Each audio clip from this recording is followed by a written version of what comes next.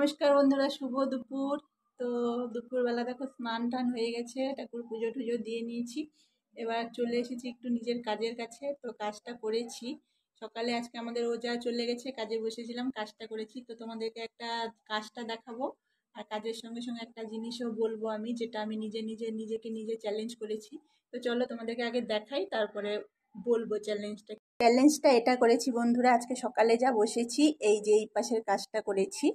তো আমি নিজেকে নিজে চ্যালেঞ্জ করেছি, দেখো যে আমি আজকে রাত্রে এই পাশের এই এতটা, এই পাখির এই পাশ থেকে এতটা, আর এই পাখির এই দেখো এই ঠোঁট থেকে এতটা, মোটমাট এতটা জায়গা আমি আজকে রাত্রের মধ্যে কমপ্লিট করবই। এটা আমি নিজেকে নিজে চ্যালেঞ্জ নিয়েছি। এবার জানি না কতটা করতে পারবো।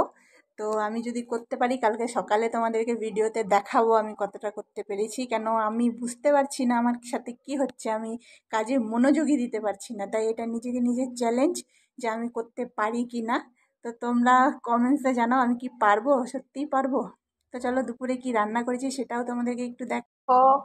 আলু দিয়ে, কচু দিয়ে, তারপরে কোয়াশ দিয়ে একটা ঝোল করে নিয়েছি, একদম পাতলা করে, বেশি রিচ নয়, হালকা পাতলা ঝোল।